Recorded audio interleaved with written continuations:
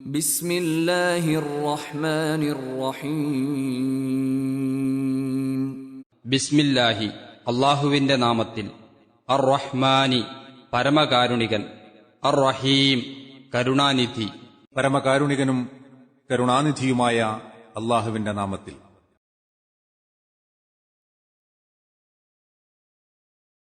لا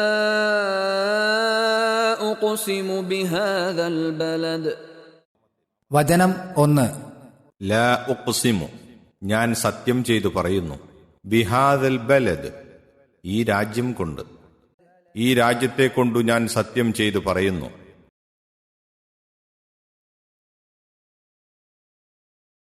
وأنت حل بهذا البلد വചനം 2. വ അൻത, നീ ആകുന്നുതാനും, ഹില്ലുൻ, അനുവദനീയൻ, ഇറങ്ങിയവൻ, ബിഹാദൽ ബലദ്, ഈ രാജ്യത്തിൽ, നീ ഈ രാജ്യത്തിൽ അനുവദനീയനാണ് താനും.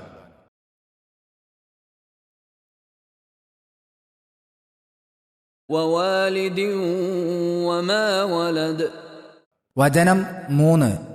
വവാലിദിൻ, ജനയിതാവിനെ കൊണ്ടും, വമ വലദ്, അതു ജനിപ്പിച്ചതിനെയും കൊണ്ടും, ജനയിതാവിനെയും അതു ജനിപ്പിക്കുന്നതിനെയും കൊണ്ടും സത്യം ചെയ്യുന്നു.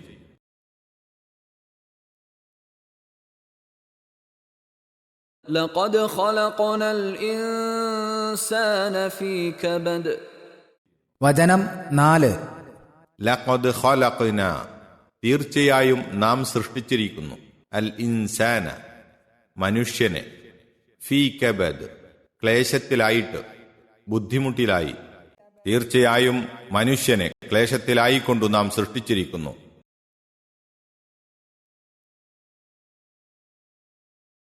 أيحسب أن لن يقدر عليه أحد വചനം 5. അയഹ്സബു, അവൻ കണക്കുകൂട്ടുന്നുവോ, വിചാരിക്കുന്നുവോ, അൻ ലൻ യഖ്ദിറ, കഴിയുന്നതേ അല്ല എന്ന്, അലൈഹി, അവന്റെ മേൽ, അവനോട്, അഹദ്, ഒരാളും, ഒരാൾക്കും, അവൻ വിചാരിക്കുന്നുവോ, അവനോട് ഒരാൾക്കും കഴിവുണ്ടാകുന്നതേയല്ല എന്ന്.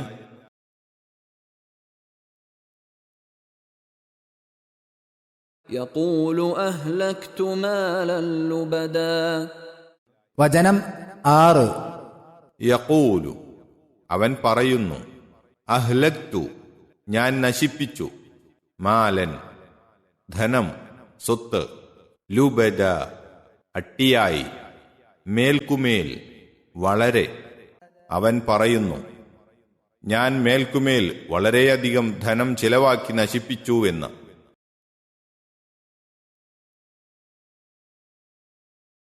أيحسب أن لم يره أحد വചനം 7.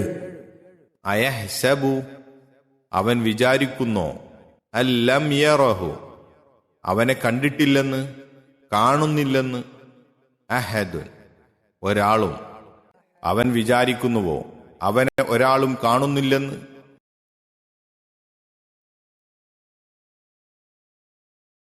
ألم نجعل له عينين വചനം 8. അലം നജ്അൽ, നാം ഉണ്ടാക്കി കൊടുത്തിട്ടില്ലേ, ഏർപ്പെടുത്തി കൊടുത്തിട്ടില്ലേ, ലഹു, അവന്, ഐനൈൻ, രണ്ടു കണ്ണുകളെ, അവനു നാം രണ്ടു കണ്ണുകൾ ഉണ്ടാക്കി കൊടുത്തിട്ടില്ലേ.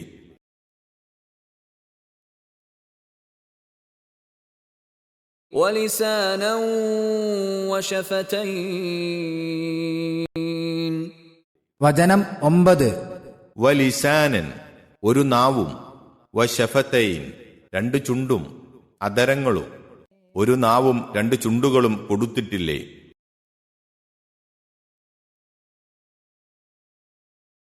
وهديناه النجدين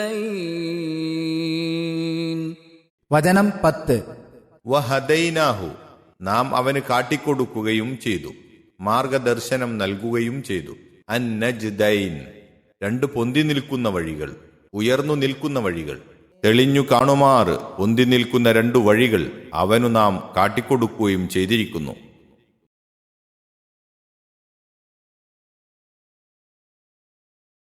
ഈ സൂറത്ത് അവതരിച്ചതും നബി സല്ലല്ലാഹു അലൈഹി വസല്ലമ താമസിച്ചു വരുന്നതും മക്കയിലായിരുന്നതുകൊണ്ട് ഈ രാജ്യം അഥവാ ഹാദൽ ബലദ് എന്ന് മക്കയെ ഉദ്ദേശിച്ചു പറഞ്ഞതാണെന്ന് വ്യക്തമാണ്. ഇസ്ലാമിന് മുമ്പ് ജാഹിലിയത്തിലും ആ രാജ്യത്തിന് അറബികൾ വമ്പിച്ച സ്ഥാനം കൽപ്പിച്ചിരുന്നുവല്ലോ. ഖുറൈശികൾക്ക് അറബികളുടെ നേതൃസ്ഥാനം കൈവരുവാനുള്ള കാരണം അവർ മക്കായിലെ കഅബ ഷരീഫിന്റെ പരിചാരകരും അധികാരസ്ഥരുമായിരുന്നതാണ്. ഈ സ്ഥിതിക്ക് ആ രാജ്യത്തെക്കൊണ്ടും സത്യം ചെയ്യുന്നത് മുസ്ലിങ്ങളെ മാത്രമല്ല മുശ്രിക്കുകളെ അപേക്ഷിച്ചും വളരെ പ്രാധാന്യം അർഹിക്കുന്നു.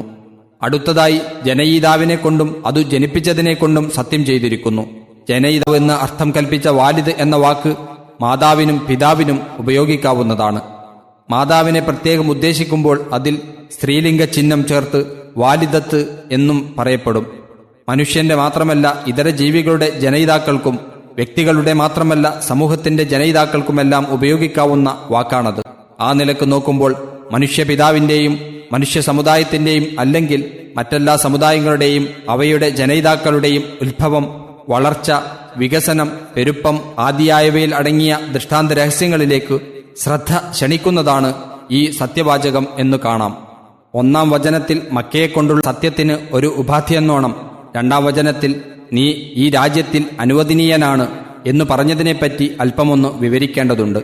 ഹില്ലൻ എന്ന പദത്തിന് അനുവദനീയമായവൻ എന്നും ഇറങ്ങി വന്നവൻ അഥവാ വന്നു താമസിക്കുന്നവൻ എന്നും കെട്ടഴിഞ്ഞവൻ അഥവാ നിരുപാധികമായവൻ അല്ലെങ്കിൽ സ്വതന്ത്രൻ എന്നും മറ്റും അർത്ഥങ്ങൾ വരാവുന്നതാണ്. കഅബയും അതിന്റെ ചുറ്റുപാടിൽ കുറെ നാഴികകളോളം വരുന്ന സ്ഥലങ്ങളും ഉൾപ്പെട്ട പ്രദേശത്തിന് ഹറം എന്നു പറയപ്പെടുന്നു. അക്രമം, കയ്യേറ്റം, കുഴപ്പം, ഹിംസ ആദിയായ അനാദരവുകളൊന്നും പാടില്ലെന്ന് പ്രത്യേകം മുടക്കം ചെയ്യപ്പെട്ട പരിപാവനമായ സ്ഥലം എന്നാണതുകൊണ്ട് വിവക്ഷ.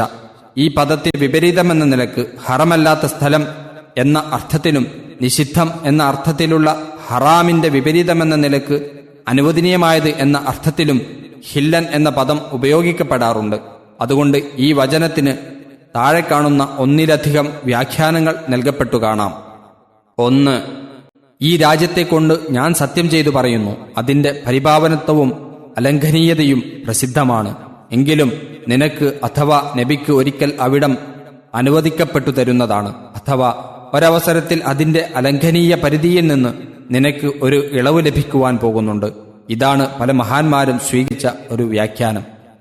ഹിജ്റ 8-ാം കൊല്ലത്തിൽ നടന്ന മക്കാ വിജയ സംഭവത്തെയാണിത് സൂചിപ്പിക്കുന്നത്. അറേബ്യയുടെ ഏതാനും ഭാഗം ഇസ്ലാമിന് കീഴൊതുങ്ങിക്കഴിഞ്ഞെങ്കിലും ഇസ്ലാമിന്റെ മർമ്മപ്രധാനവും പൂർവ്വകേന്ദ്രവുമായ മക്കാ നഗരി വിഗ്രഹങ്ങളുടെ ഭരണാധികാരത്തിൽ അവശേഷിക്കുവാൻ പാടില്ലല്ലോ. ഖുറൈശികളുടെ ഒരു കരാർ ലംഘനത്തെ തുടർന്ന് നബി സല്ലല്ലാഹു അലൈഹി വസല്ലം മക്കയിലേക്ക് പടയെടുത്തു ചെന്നു. കഅബയുടെ മഹത്വത്തിനും ബഹുമാനത്തിനും യാതൊരു കോട്ടവും വരുത്താതെ ആ രാജ്യം ജയിക്കുകയും ചെയ്തു. സാധാരണ നിലക്ക് മക്കയിലേക്ക് പടയെടുത്തതും അല്പനേരത്തെ നിസ്സാര ഏറ്റുമുട്ടലുണ്ടായതും അതിന്റെ അലംഘനീയതയ്ക്ക് യോജിച്ചതല്ലോ. എന്നാൽ അതു മേൽ സൂചിപ്പിച്ച പ്രകാരം അള്ളാഹുവിൽ നിന്ന് നബി സല്ലല്ലാഹു അലൈഹി വസല്ലമക്ക് ലഭിച്ച പ്രത്യേക അനുമതി അനുസരിച്ചായിരുന്നു. ഈ യാഥാർത്ഥ്യം നബി സല്ലല്ലാഹു അലൈഹി വസല്ലം ഹജ്ജത്തുൽ വിദാഇലെ സുപ്രസിദ്ധമായ പ്രസംഗത്തിൽ വ്യക്തമായി പ്രഖ്യാപിക്കുകയും ചെയ്തിരിക്കുന്നു. 2. ഈ രാജ്യം കൊണ്ട് ഞാൻ സത്യം ചെയ്യുന്നു, ഇതിന്റെ അലംഘനീയതയും പരിഭാവത്വവും എല്ലാവരും അറിയുന്നതാണ്. എങ്കിലും നീ അഥവാ നബി ഈ രാജ്യത്ത് അനാദരിക്കപ്പെട്ടവനും അക്രമങ്ങൾക്ക് വിധേയനും ആയിക്കൊണ്ടാണിരിക്കുന്നത്. ഇത് പരിഗണിച്ചുകൊണ്ട് തന്നെയാണ് ഈ രാജ്യത്തെക്കൊണ്ട് സത്യം ചെയ്തിരിക്കുന്നത് എന്നിങ്ങനെയാണ് മറ്റൊരു വ്യാഖ്യാനം. ഈ നിലക്കൊരു മാറ്റം വഴിയെ വരാനിരിക്കുന്നുവെന്ന് ഇതിൽ സൂചനയുണ്ട്. 3. ഈ രാജ്യത്തു നീ അഥവാ നബി താമസിച്ചു വരുന്നുവെന്നുകൂടി കണക്കിലെടുത്തുകൊണ്ടാണ് ഈ രാജ്യം കൊണ്ട് സത്യം ചെയ്യുന്നത്. ഇതാണ് 3-മതൊരു വ്യാഖ്യാനം. മക്കായുടെ സുസ്ഥിരമായ സ്ഥാനപദവികൾ നിലവിലുള്ളതോടെ തന്നെ അള്ളാഹുവിങ്കൽ നിന്നുള്ള ദിവ്യ സന്ദേശങ്ങൾ ഏറ്റുവാങ്ങിയും അത് പ്രബോധനം ചെയ്തും കൊണ്ട് നബി സല്ലല്ലാഹു അലൈഹി വസല്ലം തിരുമേനി അവിടെ താമസിച്ചു വരുന്നത് ആ പദവികൾക്ക് കൂടുതൽ മാറ്റുകൂട്ടുന്നതാണല്ലോ. നബി സല്ലല്ലാഹു അലൈഹി വസല്ലം തിരുമേനിയുടെ ഹിജ്റയ്ക്കു ശേഷം ഈ പദവി 3 ഹറമുകളിൽ 2-ാം സ്ഥാനമുള്ള മദീനക്ക് ലഭിച്ചിരിക്കുകയാണ്. 3-ാമത്തെ ഹറം ബൈത്തുൽ മുഖദ്ദസുമാകുന്നു. പലതരം ക്ലേശങ്ങളും ബുദ്ധിമുട്ടുകളും അനുഭവിച്ചുകൊണ്ടുള്ള ഒരു പ്രകൃതിയോടെയാണ് അള്ളാഹു മനുഷ്യനെ സൃഷ്ടിച്ചിരിക്കുന്നത് എന്നത്രേ മേൽക്കണ്ട സത്യങ്ങളെ തുടർന്ന് അള്ളാഹു പ്രസ്താവിക്കുന്നത്. കുറച്ചുകാലം മാതാവിന്റെ ഗർഭാശയമാകുന്ന ഇടുങ്ങിയ ഒരു ഇരുട്ടറയിൽ മനുഷ്യൻ അസ്വതന്ത്രനായി കഴിച്ചുകൂട്ടുന്നു. അതിൽ നിന്ന് പുറത്തു വരുന്നതും ക്ലേശമനുഭവിച്ചുകൊണ്ട് തന്നെ അന്നു മുതൽ തൊട്ട് മരണം വരെ ദേഹത്തിനും മനസ്സിനുമായി, സ്വന്തം കാര്യത്തിലും കുടുംബകാര്യത്തിലുമായി, സാമ്പത്തികവും സാമൂഹ്യവുമായി ഇങ്ങനെ പല വിധത്തിൽ എത്രയെത്ര വിഷമങ്ങൾ അവൻ അനുഭവിക്കണം. ആലോചിച്ചു നോക്കുക. ഇങ്ങനെ ക്ലേശപൂർണമായ ഈ ജീവിതത്തിൽ കൂടി വേണം മനുഷ്യന് ഭാവി ജീവിത വിജയത്തിനുള്ള മാർഗങ്ങളും കരസ്ഥമാക്കുവാൻ. പ്രബോധന തുറയിൽ നബി സല്ലല്ലാഹു അലൈഹി വസല്ലമ അനുഭവിച്ചു വരുന്ന ക്ലേശങ്ങളും അക്കൂട്ടത്തിൽ ഉൾപ്പെടുന്നതാണെന്നും അതിൽ വ്യസനപ്പെടേണ്ടതില്ലെന്നും ഒരു സൂചനയും ഈ വചനത്തിൽ അടങ്ങിയിരിക്കാം. ഏതായാലും പരലോക ജീവിതത്തിന്റെ കാര്യം കണക്കിലെടുക്കാതെ, അതിനുവേണ്ടി ക്ലേശം സഹിക്കുവാൻ തയ്യാറില്ലാതെ, സ്വേച്ഛകൾക്ക് വേണ്ടി എന്തു ക്ലേശവും സഹിക്കുവാൻ തയ്യാറാകുന്നവരാണ് ഒരു വിഭാഗം ആളുകൾ. അവരെപ്പറ്റി അള്ളാഹു പറയുന്നു, അവൻ എന്തു ചെയ്താലും ചോദ്യം ചെയ്യുവാൻ ആളില്ല. ആർക്കും അവനെ പിടികൂടുവാനും അവന്റെ മേൽ നടപടിയെടുക്കുവാനും സാധ്യമല്ല എന്നൊക്കെയുള്ള ഭാവമാണ് അവന്റെ ധിക്കാരത്തിൽ നിന്നും പ്രകടമാകുന്നത്. ഞാൻ എത്രയോ ധനം ചെലവഴിച്ചു, ഇന്നിന്ന വിഷയത്തിൽ ഇത്രയിത്ര വിനിയോഗിച്ചു, ധർമ്മത്തിനു വേണ്ടി വമ്പിച്ച സംഖ്യ നശിപ്പിച്ചു എന്നൊക്കെ അവൻ അഹങ്കരിക്കുകയും വീമ്പിളക്കുകയും ചെയ്യുന്നു. അവനെപ്പറ്റി ആർക്കും അറിഞ്ഞുകൂടാ എന്നും അവനെ ആരും കാണുന്നില്ല എന്നുമുള്ള നിലപാടാണ് അവനിൽ കാണുന്നത്. ആ വിചാരം വേണ്ട. അള്ളാഹുവിന് അവനെ എപ്പോഴും എന്തും ചെയ്യുവാൻ കഴിയും. അവൻ അവനെ ശരിക്കും കണ്ടും സൂക്ഷിച്ചും കൊണ്ടുതന്നെ ഇരിക്കുന്നുണ്ട് എന്ന് അവൻ ഓർമ്മ വെച്ചു കൊള്ളട്ടെ എന്നു സാരം. കണ്ടറിയുവാൻ 2 കണ്ണുകളും, സംസാരിക്കുവാനും രുചി അറിയുവാനും ഭക്ഷണം കഴിക്കുവാനും വേണ്ടി ഒരു നാവും 2 ചുണ്ടുകളും അള്ളാഹു അവന് നൽകിയിരിക്കുന്നു. അതുപോലെ തന്നെ മനുഷ്യന്റെ നന്മയുടേതും തിന്മയുടേതുമായ 2 തെളിഞ്ഞ വഴികളും അവന് അള്ളാഹു കാണിച്ചു കൊടുത്തിരിക്കുന്നു. തന്റെ നന്മയുടെ മാർഗം ഏതാണെന്നോ തിന്മയുടെ മാർഗം ഏതാണോ അറിയാതെ അവൻ വിഷമിക്കേണ്ടതില്ല. രണ്ടും വെവ്വേറെ തെളിഞ്ഞു പൊന്തിക്കാണത്തക്കവണ്ണം അള്ളാഹു അവയെ വ്യക്തമായി വിവരിച്ചു കൊടുത്തിട്ടുണ്ട്. ഇങ്ങനെയുള്ള അനുഗ്രഹങ്ങളെല്ലാം ചെയ്തു കൊടുത്തിട്ടും അവൻ അതിനു നന്ദിയായി നന്മയുടെ മാർഗത്തിൽ പ്രവേശിക്കുവാൻ മുതിരുന്നില്ല എന്ന് അള്ളാഹു മനുഷ്യനെ കുറ്റപ്പെടുത്തുകയാണ്. അള്ളാഹു പറയുന്നു,